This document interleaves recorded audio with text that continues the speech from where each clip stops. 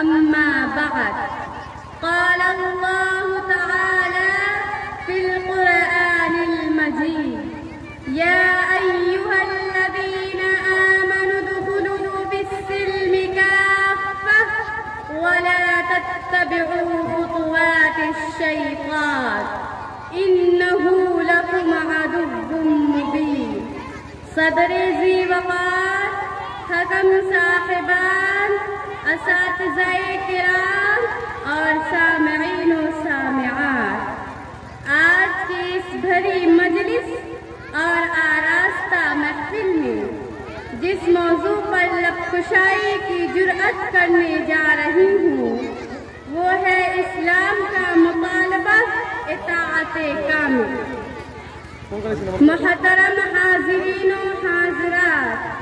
خطبہ مسنونہ کے دوران جو آیت کریمہ میں نے پڑھی ہے اس کے آئینے میں ایک حقیقی مسلم کی پوری تصویر دیکھی جا سکتی ہے اور اس کا پورا سراپا ملاحظہ کیا جا سکتا ہے۔ بلا شبہ یہ آیت اپنے اختصار کے باوجود اپنے اندر بڑی جامعیت رکھتی ہے اور بلا جھجک کہا جا سکتا ہے کہ اس نے دریا بکوزہ کر دیا ہے۔ ایک مسلم کی شان اور اس کی حقیقی پہچان کیا ہوتی ہے،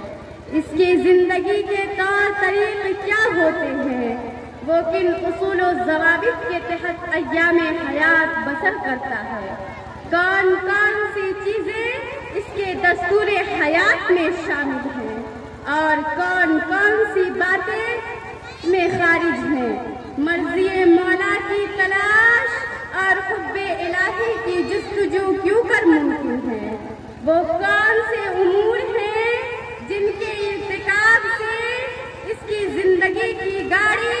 اسلام کی پٹری سے اتر جاتی ہے اور وہ خود اسلامی ڈگر سے ہٹ جاتا ہے۔ ان جیسی چیزوں سے یہ آیت بحث کرتی ہے اور درپیش مسئلے کا صحیح حل بتاتی ہے۔ معزز سامعین و سامعات، اگر غور کیا جائے تو مذکورہ آیت ایک مسلم کی حقیقی اور سچی تصویر پیش کرتی ہے اور یہ بتاتی ہے کہ مسلمان کی زندگی دو امور سے عبارت ہے اور اگر کوئی حلقہ بگوش اسلام ہوتا ہے تو اس کی زندگی بھی انہی دو چیزوں سے عبارت ہونی چاہیے۔ نمبر 1، اسلام میں مکمل داخلہ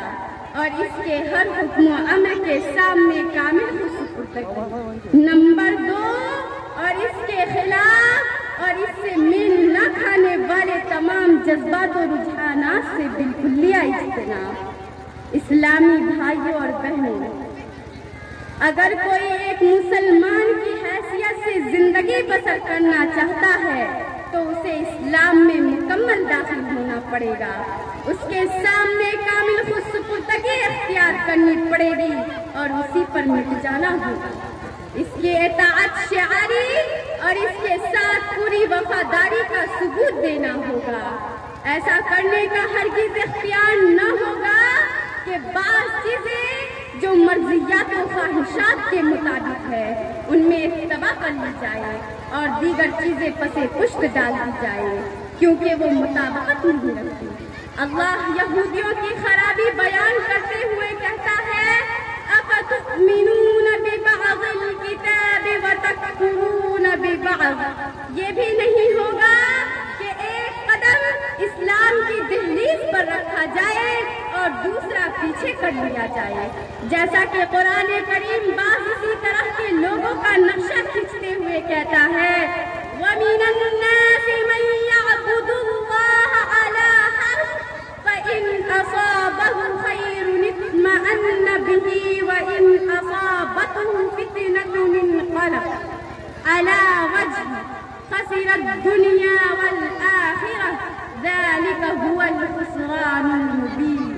کہ بعض لوگ ایسے بھی ہیں جو اللہ کی پرستش ایک کنارے پر رہ کر کرتے ہیں، اگر بھلائی دکھائی پڑی تو مطمئن ہو کر آ گئے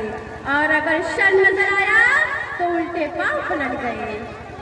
کیونکہ وہ مطابقت نہیں رکھتی۔ میرے اسلامی بھائیوں اور بہنوں، اگر مجھ سے پوچھا جائے کہ موجودہ دور میں سب سے بڑا المیہ، سب سے عظیم حادثہ اور سب سے بڑی آفت و مصیبت کیا ہے، وہ کون سی بلا ہے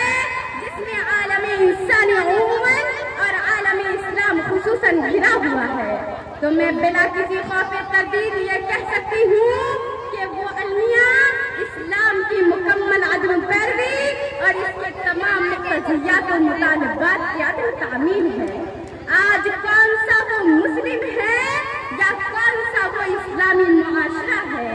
جو مکمل اسلام کے تقاضوں پر کاربند ہو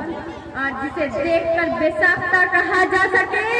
کہ یہ مسلم حقیقی ہے یا یہ معاشرہ اسلام کی صحیح تصویر پیش کر رہا ہے؟ کیا یہ سچ نہیں کہ آج مسلمان کہلانے والا طرح طرح کی برائیوں میں گرفتار ہے؟ کیا یہ حقیقت نہیں کہ اسلامی معاشرے میں مختلف و متنوع برائیاں